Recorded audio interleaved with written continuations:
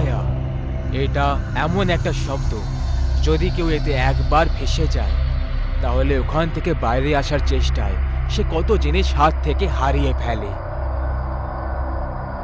আজকের কাহিনীটাও এমন একটা গল্পের উপর কেন্দ্র করে, যেখানে কোনো এক সময় এক মায়াবী ডাইনির কবজা হয়ে থাকত। সে খুবই অবাক করে দেওয়ার আন্দাজে সবার স্বীকার করত। আরে শ্যামল বাবু, এখন তোমাকে কি আর বলি, কাল রাতে ওই ডাইনি আমার দরজার সামনেও বাটি নিয়ে এসেছিল। আমি চুপচাপ বসেছিলাম, কিন্তু দরজা খুলিনি, নাহলে কালকেই আমার মৃত্যু নিশ্চিত ছিল। হ্যাঁ বাবলু, তুমি একদম ঠিক করেছো। ও নিজের মায়া দিয়ে যে কাউকে ফাঁসিয়ে নিজের জালে ফাঁসাতে পারে। তাছাড়া এই গ্রামের অনেকজন ওর জালে ফেসে গেছে। এখন আমার ব্যাপারে তুমি তো ভালো করেই জানো, তোমার বৌদি অনুপমার ডেলিভারি আছে, তাই সেও বাপের বাড়ি গেছে, আর তাই আমাকে আরো সতর্ক থাকতে হবে। হ্যাঁ ভাই, ঠিকই বলেছো। এমনিতেও এই গ্রামে গর্ভবতী মহিলাদের থাকাটা উচিত নয়। এখন কি আর বলি, এই গ্রামটা এখন গ্রাম কম শ্মশান ঘাট বেশি মনে হয়। কিন্তু একটা কথা বলো আমাকে, আমি তো অনেক সময় ধরে শহরে ছিলাম, তাহলে আমি এর ব্যাপারে এখনো অবধি কিছু জানি না কেন? এমন কি বিশেষ আছে ওই ডাইনির মধ্যে যে সবাই ওর থেকে এত বেশি ভয় পায়?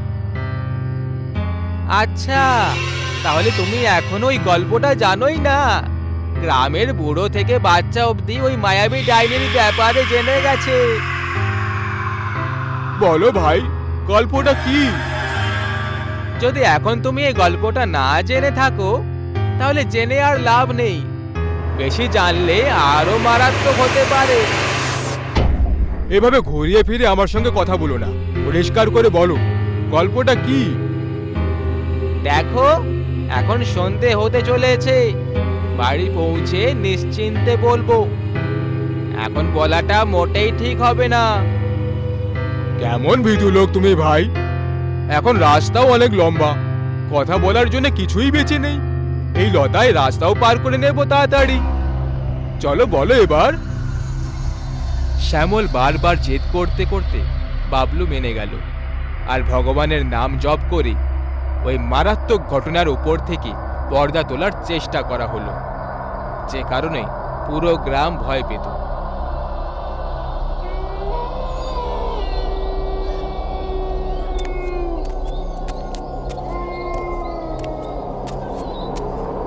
দেখো, এখন তুমি এত জিদ করছো বলে তোমাকে বলতে রাজি তো হলাম, কিন্তু একটা কথা মনে রেখো, যদি রাস্তায় কোনো সময় কোনো রকম ভয়াবহ কিছু অনুভব হয়, তাহলে ভুল করেও পেছনে ঘুরে তাকাবে না, আর না কোনো আওয়াজের পিছু করবে।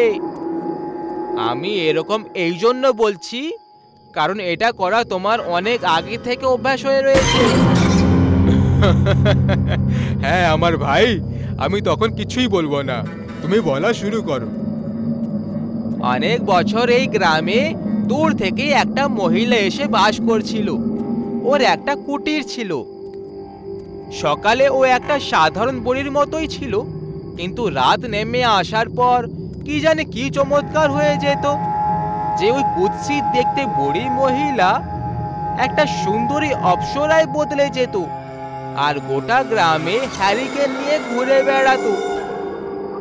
আর ওর আসল উদ্দেশ্য এটা ছিল ঘুরে বেড়ানো যুবক ছেলেদের তাদের ঘরে পৌঁছে দেওয়া, না হলে কোনো পথিকের সাথে সাথী হয়ে ওঠা। কিন্তু এটা শুধুমাত্র ওর মায়াই ছিল, আসলে ওর কারোর প্রতি কোনো রকম টান ছিল না, বরং ও এই সুযোগ নিয়ে নজর রাখতো, আর ঘুরে বেড়ানো লোকেদেরকে নিজের কুটিরের কাছে নিয়ে আসতো আর পুঁতে দিত। খুব ভালো, কিন্তু একটা কথা বলো, ও কোনো গ্রামেরও মহিলা হতে পারতো। এটা কে বলেছে যে ও সেই ডাইনিটাই? এই কথাটাও একদম ঠিক বলেছো তুমি, কিন্তু এরও একটা পরিচয় আছে। ওই মহিলা কখনো তোমার চোখে তাকাবে না, ও শুধু নিজের মায়া তৈরি করবে, আর যদি শুরুর অর্ধেক মিনিটে তুমি ওর জালে ফেসে যাও, তখন তোমাকে ভগবানও বাঁচাতে পারবে না। বাবলু শ্যামলকে ওই মারাত্মক ঘটনার ব্যাপারে বলে দেয়। তারই সাথে এখন ওরা জঙ্গলের ধারেও পৌঁছে যায়। কিন্তু তখনই ওদের একদম পেছন থেকে কোনো ছোট বাচ্চার কান্নার আওয়াজ শুনতে পাওয়া গেল। আমার মনে হচ্ছে ওই মায়াবী ডাইনি আমাদেরকে দেখে ফেলেছে। এখন তাড়াতাড়ি পালাও এখান থেকে। এ তুমি কেমন কথা বলছো বাবলু?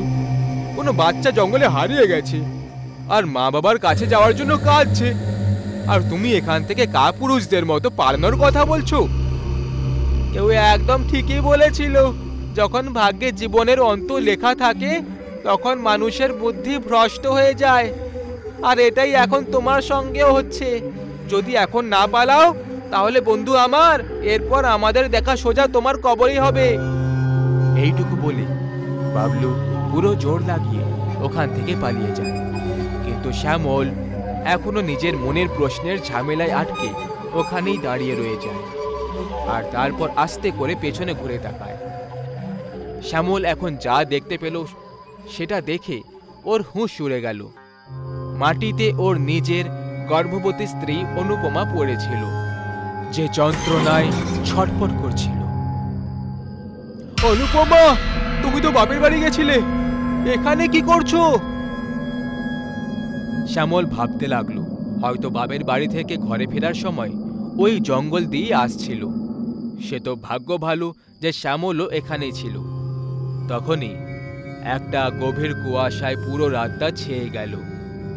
শ্যামল অনুপমার চোখে বারবার দেখে ওকে সাহস জোটানোর কথা বলছিল, কিন্তু সেটাই হলো যেটার ভয় ছিল। অনুপমা বারবার শ্যামলের দিকে তাকানোর দিক এড়িয়ে যাচ্ছিল, ঠিক সেইভাবে যেমনটা বাবলু ওই মায়াবী ডাইনির গল্প শোনানোর সময় বলেছিল। তখনই শ্যামল ওই বাচ্চাটার কান্নার আওয়াজটা শুনতে পেল। হঠাৎ করে ওর মনে একটা খেয়াল এলো যে যদি বাচ্চা পেটের ভেতরে রয়েছে তাহলে ওর কান্নার আওয়াজ কি করে শোনা যাচ্ছে। এটা ভাবার সঙ্গেই ও ঠিক নিজের সামনে একটা কুটির দেখতে পেল। এখন শ্যামল সবকিছু বুঝতে পেরে গেছিল যে এটা এখন ওর সাথে আসলে কি হচ্ছে। এটা আসলে একটা মায়া ছিল, যেখানে ও আটকে রয়ে গেছে আর জীবনের শেষ মুহূর্তে পৌঁছে গেছে। শ্যামল ওখান থেকে পালানোর জন্য তক্ষুনি উঠে পড়ে, আর তখনই অনুপমা ওর হাত ধরে নেয়, আর ওই বুড়ি পেতনি অর্থাৎ মায়াবী ডাইনিতে পরিণত হয়ে যায়, যার আশেপাশে জাদুকরী ছবি প্রকট হতে শুরু করে। হঠাৎ শ্যামল মাটির ভেতরে অন্তর্নিহিত হতে লাগে, আর এইভাবেই নিচে যেতে যেতে মাটিতে দফন হয়ে যায়। বাবলু সব থেকে বড় ভুল এটা করেছিল যে ও সময় আর জায়গাটা দেখে। ও এই গল্পটা তখন শুনিয়েছিল যখন ও ওই মায়াবী ডাইনির কুটিরের কাছ দিয়ে পার হচ্ছিল। আজও ওই গ্রামের জঙ্গল ওই মায়াবী ডাইনির আতঙ্কে কেঁপে ওঠে, কারণ মানুষ একবার মৃত্যুর হাত থেকে বেঁচে যাবে, কিন্তু মায়ার থেকে বেঁচে পালানো মানুষের ভাগ্যে লেখা। এই গল্প শহরের বাইরে একটা ঘন জঙ্গলের, যেখানে লোকেরা বলে যে দুটো মাথা ঢাকা ডাইনি দেখতে পাওয়া যায়, যে লোকেদের রক্ত চষে। সেই জন্য লোকেরা দিনের আলোতেও এই ঘন জঙ্গলে যেতে ভয় পায়। শুভম আর সন্দীপ ফিল্ম দেখে বাড়ি ফিরছিল। আরে আজ তো দারুণ মজা হলো, কতদিন পর পিকচার দেখলাম। কি ভাই, তোর কেমন লাগলো? আরে আমার ভয় লাগছে, এখন জঙ্গলের রাস্তা শুরু হবে। ওই দুটো মাথা থাকা ডাইনি এখানেই জঙ্গলই থাকে। তুই পাগল নাকি? ডাইনি বলে কিছুই হয় না, আর তাও আবার দুটো মাথাওয়ালা ডাইনি, সেটা তো হতেই পারে না। আরে ভাই, তুই এভাবে বলিস না, শুধু নিচে দেখ আর চলতে থাক। আবে ইয়ার, তুই সব সময় ছোট ছোট বিষয়ে ভয় পেয়ে যাস। শুনলি, এখন এটাই বলবি তুই? আরে কোনো জন্তুর আওয়াজ। তুইও না খুব বড় একটা বোকা ছেলে। শুভম নির্ভীক হয়ে চলতে থাকে আর সন্দীপ ওর পেছনে পেছনে ভয় পেতে পেতে হেঁটে যাচ্ছে। কিছু দূর যাওয়ার পর গাছ জোরে জোরে নড়তে লাগলো। আরে বাতাস ছাড়াই এই গাছগুলো এত নড়ছে কেন? শুভম খুব বেশি ভয় পেয়ে যায়, হাত পা কাঁপতে শুরু করলো। পালানোর চেষ্টা করলো, পালাতে পালাতে নিচে পড়ে যায়। আবে কি হলো? গাছের ওপরে দেখ, গাছের ওপরে দুটো দুটো মাথাওয়ালা ডাইনি ছিল। আচ্ছা, আমাকে ভয় দেখানো হচ্ছে।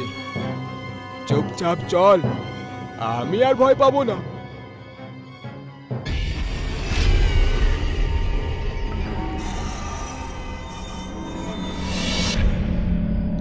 তখনই ঝাড় থেকে একটা কুকুর বাইরে এলো। কুকুরের আঘাত লেগেছিল। কুকুরকে দেখে শুভম আরো ভয় পেয়ে গেল। ওর মাথা থেকে ঘাম ঝরতে লাগলো। নিশ্চয়ই দুটো মাথাওয়ালা ডাইনি কুকুরটাকে কামড়েছে। চুপ কর তুই, কোনো জন্তু জানোয়ার হবে। চল তাড়াতাড়ি চল এখান থেকে, জঙ্গল এবার শেষ হতেই চলেছে। দুজনে তাড়াতাড়ি করে চলতে শুরু করল।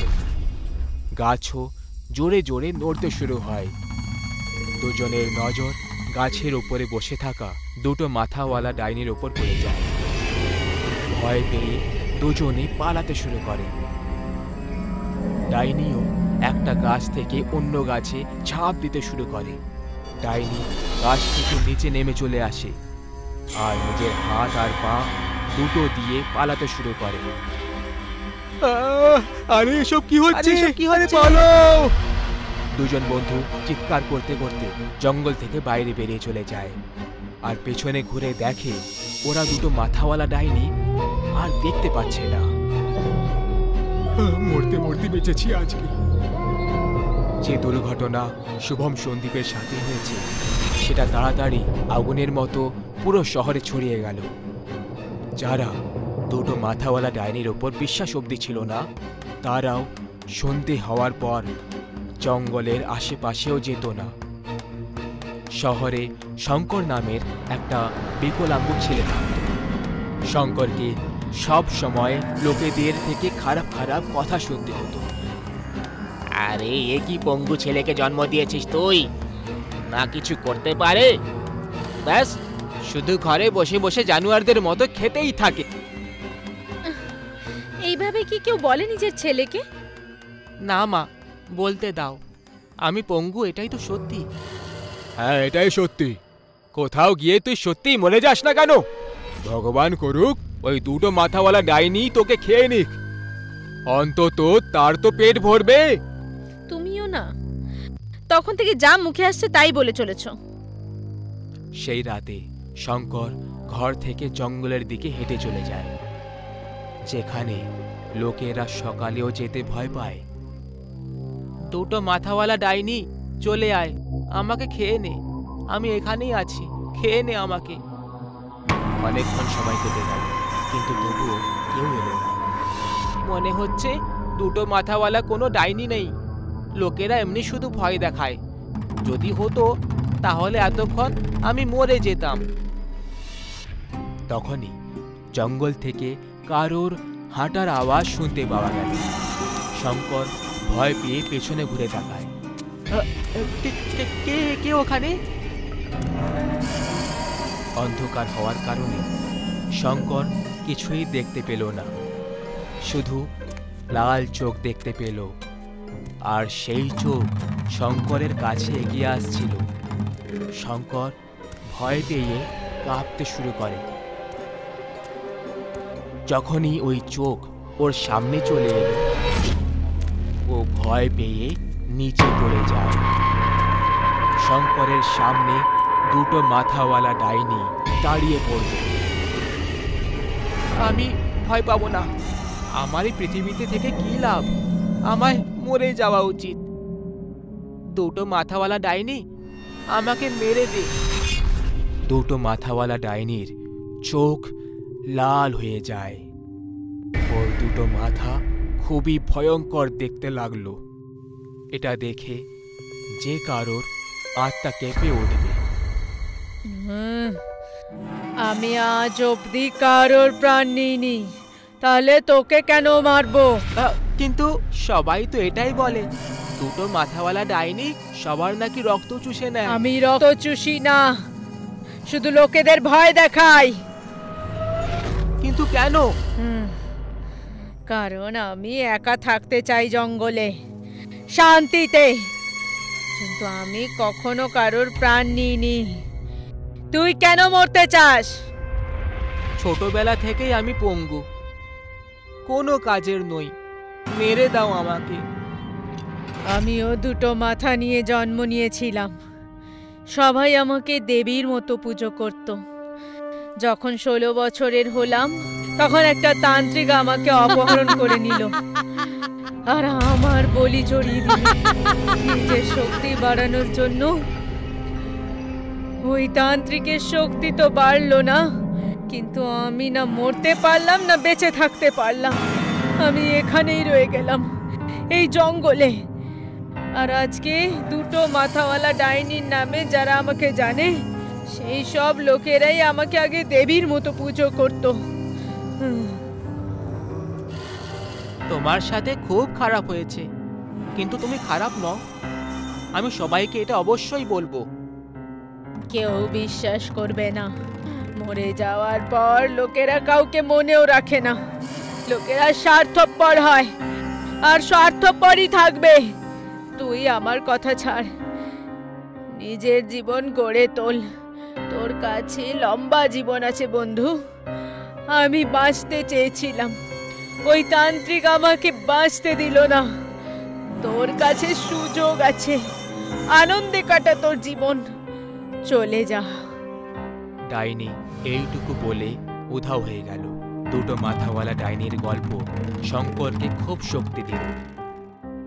ও ঠিক করে নিল যে ও জীবনে সার্থক করবে, আর এই কথা ভেবে জঙ্গল থেকে চলে যায়। আজকেও দুটো মাথাওয়ালা ডাইনি লোকেদেরকে ভয় দেখায়। সে চায় না যে কেউ তার জঙ্গলে আসুক। রাত প্রায় 2টো বেজেছিল। দেবা আর রিয়া তাদের বিছানায় ঘুমোচ্ছিল। তখনই দেবা উঠে দাঁড়ালো আর চলতে লাগলো। দেবা হুঁশে ছিল না। ও চলতে চলতে বাড়ির বাইরে চলে গেল আর অন্ধকারে কোথাও উধাও হয়ে গেল। তারপর কিছুক্ষণ পরে ও ফিরে চলে এলো। দেবার হাতে একটা সোনার পয়সা ছিল। ওই পয়সাটা বাড়ির ভেতরে নিয়ে এলো আর বিছানায় আবার শুয়ে পড়ল। সকাল হলো আর রিয়া দেবার হাতে রাখা সোনার পয়সাটা দেখতে পেল। বাহ, আমার জন্য সোনার পয়সা এনেছে। আমি কাল তোমাকে এটাই বলছিলাম, সোনা কিনে আনো, আর তুমি আজকে নিয়েও চলে এলে। খুব ভালো করেছো। দেবা এই ব্যাপারে কিচ্ছু জানতো না। ও জানতো না যে ওর কাছে সোনার পয়সা কোত্থেকে এলো। ও বারবার মনে করার চেষ্টা করছিল, কিন্তু ওর কিছুই মনে পড়ল না। রিয়া খুশিতে ছিল কারণ ও সোনা পেয়ে গেছে, কিন্তু দেবা বিরক্ত ছিল যে ওই পয়সাটা কোথায় পেল। যাই হোক, দিন কাটল আর মাঝরাতে দেবা আবার উঠল আর অন্ধকারে কোথাও চলে গেল। কিছুক্ষণ পরে ও ফিরে এলো আর একটা সোনার পয়সা সঙ্গে নিয়ে। এই ব্যাপারটা প্রত্যেক দিন হতে লাগলো। রিয়া খুশিতে ছিল আর দেবা চিন্তায়। একদিনের কথা, রিয়া কিচেনে কাজ করছিল। বাপ রে বাপ, আজকেও এত সময় কেটে গেল বাড়ির কাজ করতে করতে। দেবা, এই ডিব্বাটা নামাও, আমার হাতে পৌঁছচ্ছে না। দেবা, এখানে এসো না। দেবা, শুনতে পাচ্ছ না নাকি?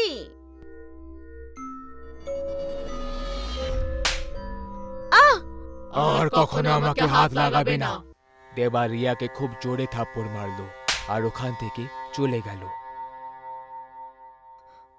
কি জোরে মেরে গেল। আমি কি এমন ভুল করলাম? যাও, আমিও কথা বলবো না।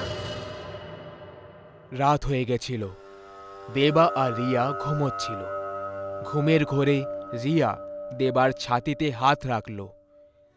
দেবা নিজের চোখ খুব রেগে গিয়ে খুলল আর রিয়ার দিকে তাকালো, আর রেগে গিয়ে রিয়াকে জোরে একটা লাথি মেরে বিছানা থেকে নিচে ফেলে দিল। আহ! আহ! আহ! দেবার গায়ে হাত লাগাবে না।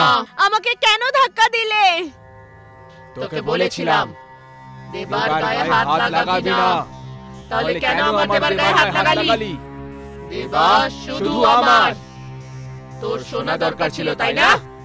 প্রত্যেকদিন সোনা পেয়ে যাচ্ছিস, তাহলে সোনা পেয়ে খুশি থাক। দেবাকে ভুলে যা। কেমন কথা বলছো তুমি? দেখো, আমার মাথা থেকে রক্ত বেরোচ্ছে। দেবা রিয়ার কাছে গেল। তুই তো মরবি, আমার হাতে মরবি। দেবা রিয়ার গলা ধরে হাওয়াতে তুলে নেয়। রিয়ার দম বন্ধ হতে লাগলো। তখনই কারোর চলার আওয়াজ এলো। একটা অঘরী জানলার কাছে এসে দাঁড়িয়ে পড়ে। অঘরীকে দেখে দেবা অজ্ঞান হয়ে যায়, আর রিয়া দৌড়তে দৌড়তে ঘরের বাইরে ওই অঘরীর কাছে চলে যায়। আমাকে আমাকে দয়া করে বাঁচিয়ে নিন। আমার স্বামী আমাকে মেরে ফেলবে। ও তোর স্বামী নয়, তোর স্বামীর ভেতরে একটা ডাইনি বসবাস করছে। ওই ডাইনি তোর স্বামীকে দিয়ে এই সব করাচ্ছে। কি? আমি আপনার কাছে হাত জোড়ো করছি, আমার স্বামীকে বাঁচিয়ে নিন। এই সব তোর কারণেই হয়েছে। তোর স্বামীর এরকম অবস্থা তোর কারণেই হয়েছে। আমি কিছু করিনি। মনে কর কিছুদিন আগে। কতদিন ধরে বলছি আমার সোনা চাই। আরে কোথা থেকে নিয়ে আসবো তোমার সোনা? এত দাম বাড়ছে, টাকা আর বাকি থাকে কোথায় যেটা দিয়ে আমি তোমার জন্য সোনা কিনবো? সেটা আমি শুনতে চাই না। যদি এটাই বলার ছিল তাহলে বিয়ের সময় কেন কিছু বলনি? তোমার মতো স্বামী যেন আর কেউ না পায়। আমার তো জীবনটাই নরক হয়ে গেল তোমার সাথে। যেভাবে হোক নিয়ে এসো, নিজেকে বিক্রি করে নিয়ে এসো, কিন্তু আমার সোনা চাই। এবার তুই খুশি তো? প্রত্যেক দিন একটা করে সোনার পয়সা পেয়ে যাচ্ছিস তুই। তুই বলেছিলি না নিজেকে বিক্রি করে সোনা নিয়ে এসো। তোর স্বামী নিজের আত্মা ওই ডাইনিকে বিক্রি করে দিয়েছে, আর তার বদলে প্রত্যেক দিন একটা করে সোনার পয়সা পেয়ে যায়। ভুলে যা নিজের স্বামীকে তুই। না না, আমি আমার স্বামীকে চাই। আমার স্বামীকে বাঁচিয়ে নিন। চেষ্টা করে দেখছি, বাকি সব ভগবানের ভরসায়।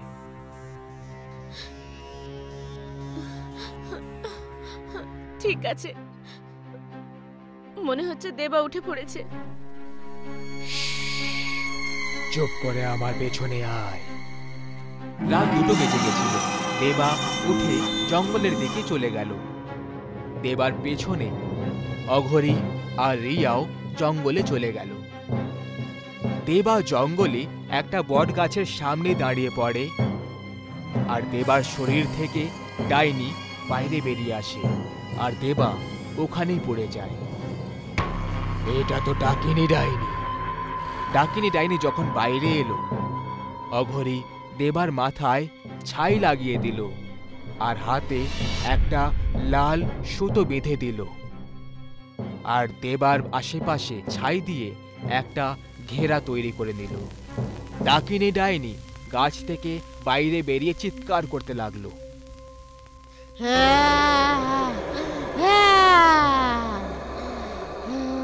অঘরী, আমাকে দেবার শরীরে যেতে দে। না, তুই দেবাকে ছেড়ে দে।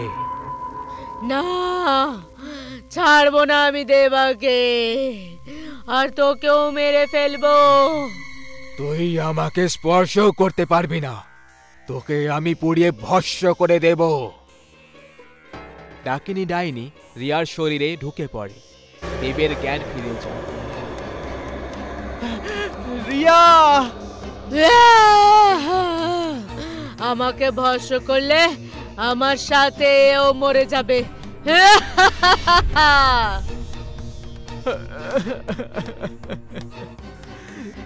রিয়ার চুল খুলে যায় আর ও উল্টো ভাবে গাছে ঝুলে পড়ে।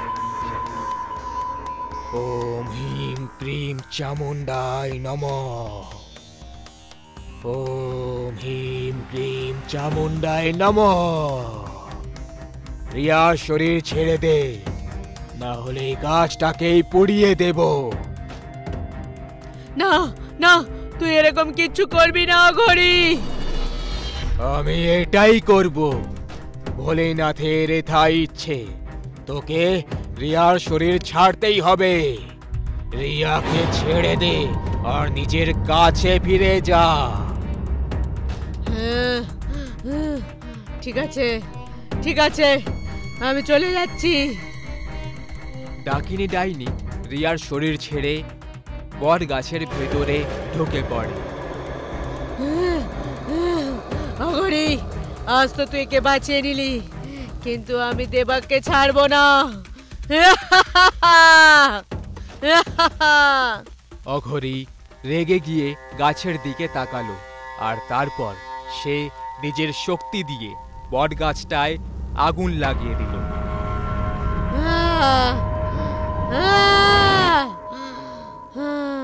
গাছ পুড়ে যাওয়ার কারণে ডাইনি আর পেত্তিদের চিৎকারের আওয়াজ শুনতে পাওয়া গেল। দেবা, এইসব তুমি নিজে করেছিলে না? সেদিন তুমি ওই কালো জাদুঘরের কাছে যেতে, আর না এই ডাইনি তোমার পেছনে লাগতো। মানুষ নিজের লোভ আর স্বার্থের জন্য কালো জাদুর ব্যবহার তো করে নেয়, কিন্তু সেই কালো জাদু তার নষ্টের কারণ হয়ে যায়। এখনো সময় আছে, শুধরে যাও। এইবারে আমি তোমাকে বাঁচিয়ে নিয়েছি, প্রত্যেকবার আসবো না। ঘরে যাও আর যা কিছু তোমাদের কাছে আছে সেটা নিয়েই খুশি থাকো। বেশি টাকার লোভ করো না।